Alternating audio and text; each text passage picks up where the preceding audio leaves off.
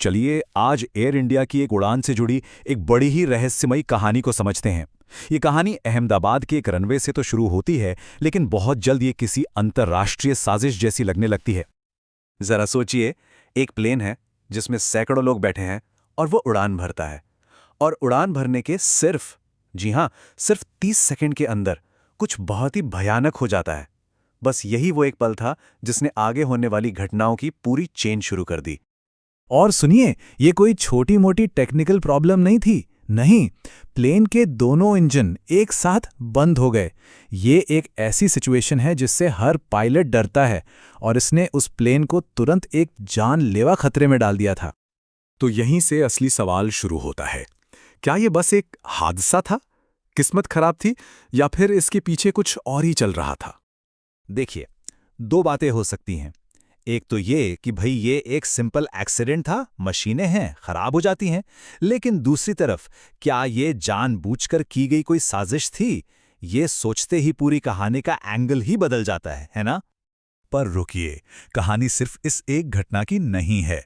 Source के मुताबिक ये तो बस एक कड़ी थी, इसके आगे पीछे भी बहुत कुछ हुआ। अब सवाल ये है कि क्या ये सब आपस में जुड़ा हुआ है? आप जरा इस टाइमलाइन को देखिए। पहले इंडिया एक टर्किश कंपनी का सिक्योरिटी क्लियरेंस कैंसिल करता है, ठीक? फिर अहमदाबाद में एयर इंडिया वाले प्लेन का ये हादसा होता है। इसके ठीक बाद एक टर्किश प्लेन में विस्फोटक मिलते हैं, और फिर टाटा ग्रुप और एयर इंडिया के खिलाफ बॉयकॉट मूवमेंट शुरू हो जाता है। क्या ये सब एक के बाद एक होना सिर्फ एक इत्तेफाक हो सकता है? और ये कोई छोटा मोटा प्रोटेस्ट नहीं था। नहीं, टाटा ग्रुप के खिलाफ बाकायदा एक कैंपेन चलाया गया। और इससे भी ज्यादा डराने वाली बात, लोगों को सीधे सीधे धमकी दी गई कि एयर इंडिया से सफर मत करो। ये सारी चीजें जब एक साथ होती हैं तो इशारा किसी बड़ी साजिश की तरफ ही जाता है। इन सारी घटनाओं और कड़ियों के बीच में ना एक बहुत बड़ा सवाल छिपा है। एक ऐसा सवाल जिसका जवाब अगर मिल जाए तो शायद ये पूरी गुत्थी सुलझ जाए। सवाल ये है कि उस प्लेन का फ्यूल वॉल्व किसने बंद किया। देखिए, दोनों इंजनों का एक साथ फेल हो जाना ये लगभग नामुमकिन है, जब तक कि कोई फ्यूल सप्लाई ही ना काट दे। तो अगर किसी ने जानबूझकर वो वॉल्व बंद किया, तो वो कौन था? यही इस पूरे रहस्य का सेंटर पॉइंट है।